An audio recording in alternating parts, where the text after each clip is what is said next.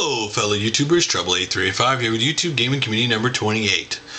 Real quickly, we'll start off with the topic, and that will be, what do you think of autoplay in videos? When you go to someone's channel or click on a video and it automatically starts playing, do you like it? Do you hate it?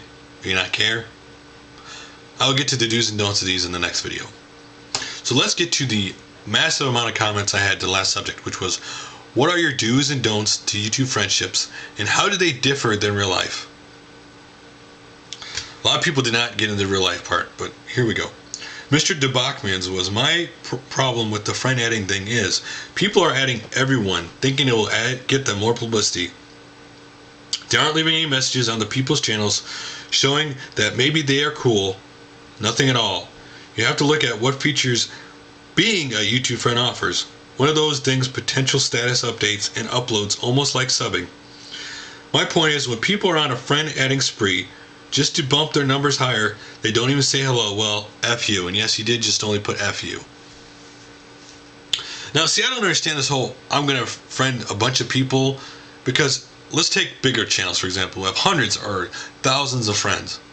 If you don't comment in the video, if you don't interact with that person somehow to get mentioned or noticed or seen in a comment, people aren't going to even know you're there. I have people who friended me who aren't into gaming, but I friend them because they have video. I have a rule about friending. If you don't have a picture and you don't have a video, I won't friend you. I'll disapprove your friendship. I've not had that happen yet, but if it does, okay. But if you don't interact anyway, no one's gonna know you're there. I think I've only asked one person to friend me. I think the only friend request I ever sent was the Luke Morris one, I believe. I could be wrong, but I don't think I haven't sent very many out. Most of the ones you see I have are people who've asked me to friend them, and I don't even understand the whole point of friend anyway, because it's kind of a token thing. It really doesn't matter. I never pay attention to people's friends lists. Anyway, easy light. Simple answer regarding YouTube etiquette: don't say or do anything that you wouldn't want others to do to yourself. With the whole gaming scene as well, I try to remain fairly apolitical. The fastest way to destroy a friendship is to talk about politics. And I agree with, don't treat people like you would not want to be treated yourself. Now, as for politics, if you don't know that person very well, politics can be very, very, very ugly when you bring it up. On Skype, it's a little different, because listen, I've talked to a couple people on here on Skype, and you will tend to not just talk about gaming. You'll end up, and you may get to politics. That's totally different, but I don't have a problem with people who understand the whole issues and want to may have different views than me and want to talk about it. My problem with politics, and I don't want to hear from political morons, and that's what I mean by it. The people who watch somebody on TV and say, well, that person said it, so it must be true. Do you know what goes through my mind when I hear that? This is what I think. I picture the person they trust so much, and them. Me off to the side.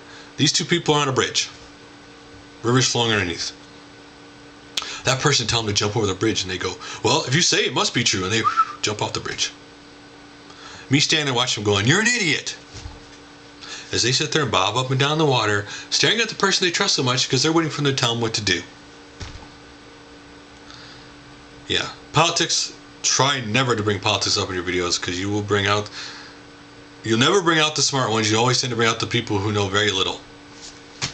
If you know a person for a long time, then more than likely politics might be possible. Anyway, Crow111, his response was, as for do's and don'ts for friends in and out of YouTube, I really don't have any. The only real difference is that I go over to my non-YouTube friend's house on a semi-regular basis. And actually, that is very rare, because most people do, honestly, have a different standards for their YouTube friends to real life. Because in real life, even if they've known this person less than the YouTube person, they'll let this person get away with a lot more than they will with someone on YouTube. Totally different standard in most people's cases. Even though they don't think they have it, they do. Damez, his do's and don'ts were, don't complain about personal problems in your life with friends, on list, or in MMORPGs. On Vent or TeamSpeak, internet friends are not there to hear you cry about your life problems. We all have them, but the internet interactions are to be for fun and relaxation. His second don't ask friends highly personal questions. They are not relevant to the hobby you share. And his do, converse about the hobby you share, like gaming or basketball or whatever. Especially videos. I do not want to hear somebody cry about how I work so many hours at work and my life's in the way and I just don't have time. Pity me. We all have the same problem. trying to do these videos, fitting it in within our life and work, and doing our gaming hobby we love so much. We all have the same problem. We don't want to hear about it. Now, if you know somebody for a long time, maybe on personal messages and stuff or Skype, you will talk about that stuff. May come up if you know each other for a long time or real close for a while. But if you just like get on YouTube and you have a comment back and forth, then probably the person probably doesn't want to hear about it. Bakeman13. His was, a friend is a friend online or offline. If they were to hate on you or talk behind your back, it's the same reaction. Either way, if they offend you, you'll find it bad. You'll feel bad. I don't think I need to explain that. I think we'd all feel that way. Get off the subject real quick. SkoogGaming, the channel he wanted to shout out last time was Gen139222. So that'll be on the checkout channel list below. And next up, AtariLeaf777 had a comment about the answer. Then I talked about how the video was originally the answer, and then it was now what it is now. Calling it the answer was technically not wrong because it was the answer to video part 1. But yeah, I was putting a little bit of black humor into the intro of that video because I got so much PMs with requests to do a response about a topic that I was not interested to talk about. And so I wanted to do a little joke to the guys that expected that video. And when I originally saw the answer, I was like, oh, please, don't tell me he's going to drag this out. Please, do not tell me he fell into that trap of responding, because it's not going to turn out good. But it's always great. That's the best way to handle it. Have a little fun with it, have a little humor with it, and move on. So, White Asian Girls Please. His do's and don'ts were, if your friend online tells you to keep something between you two, keep it between the two of you. And his don't was, give your friend your absolute word that you message. Give your friend your absolute word, then message everyone else what your friend just asked you to keep between the two of you. I get a lot of messages over people on subjects that don't want people to know what they tell me it, and they say keep it private. And I have kept a lot of things that people tell me private. And that's about building trust. Because I figured if I tell these people, I want these people to keep it private if I tell them. So I expect to do the same for them. Yeah, a little video game news for you out there. How many out there love Shenmue on the Dreamcast? I first played that game on the Dreamcast. I was blown away by that game. I mean, that game was amazing at the time. How far ahead that game was. Doing 3D right in a world like it did was amazing. Well, news today, Shenmue City is being made. It'll be made by the creator of the original games. His company WiseNet will develop the game. Now this part is for Japan. In the United States, who knows will actually publish it. But in Japan, Sunsoft, yes you heard me right, Sunsoft, I know you thought they were dead, will publish the game, and Sega will be supervising the game production. It will be set in the same place the first game was, and this is supposed to be considered a side story to the two Shenmue games. And any more details will be released this winter, so it's really cool. It's at least finally glad that they're doing something with Shenmue, finally. And real quickly, if you like G4 TV, DirecTV has blocked or has dropped that channel altogether. So if you liked XPlay or if you liked all their CES stuff, you won't be able to see it anymore. And tomorrow starts the Supreme Court hearing for that video game industry stuff you've heard so much. Starts tomorrow. Somebody asked yesterday I wait till tomorrow to do this, but no. We'll just cover that on Thursday. So, videos you want to check out. SkoogGaming had How to Collect Video Games by SkoogGaming. Number 1, General Collecting. One of the great things about doing this series is all the time people tell me ideas of videos they're thinking about doing and so forth and so on. And sometimes they don't ever happen. He told me his ideal. I said, cool, and a lot of people say you're going to shout out. I always like, when someone tries something new for the first time, I always like shouting them out because I think sometimes it helps giving that person a boost, because we all need it sometimes. Anyway, he asked about it, he did it. He's got a very positive response from a lot of big channels and people. He's just basically trying to tell people tips on how to stretch your dollar to expand your collection wisely. So check that out. Nixie Pixels Google TV demo of Logitech Revue. I know this has come up a lot about Google TV. Why the big networks decide, to not want to be a part of it, block it. The reason is Google TV allows people on YouTube and internet to now on these new TVs to compete with network TV shows. And it scares them to death. Old business does not like new business. They're trying to find a way to temporarily keep it off so they can find a way to squash it. So, not going to happen, but what the heck. They can try. Next up, HappyConcoleGamer.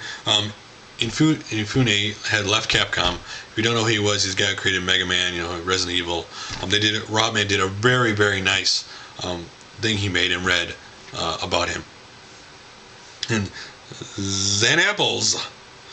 Mario's Halloween video game suggesting Rave. He's dressed up Mario as a really cool song that he dances to, and he also shouts out some games that he likes. So, and congrats on him because he just got YouTube partnership. He started May in his description underneath the video.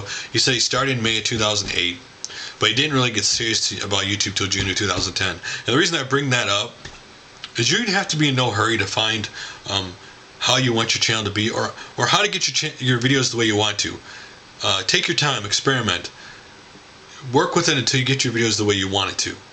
Because if you rush to get it the way you want to, like hurry it, and it doesn't turn out good because it's not the way you want to, and then people will maybe be negative about your videos, and it discourages you all from from understanding how great YouTube can really be if you make great videos and connect with really great people on YouTube.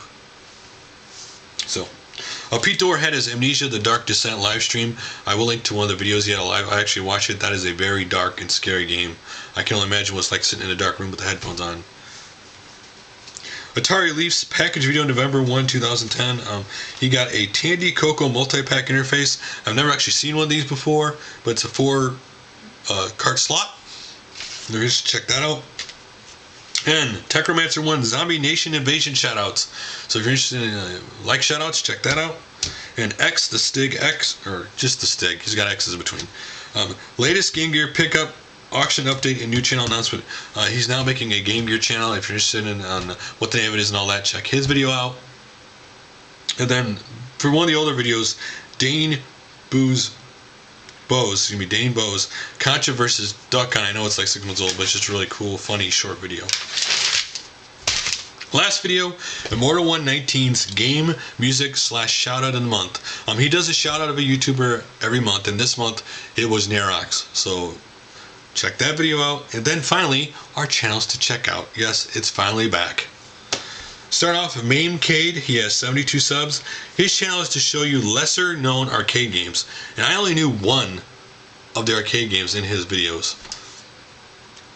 Next up, No Pro Hero has 917 subs. He does gameplay or in playthrough videos. New One has 146 subs. He does collection, trade, pickups, package, video responses, wish list, thank yous, and shoutouts.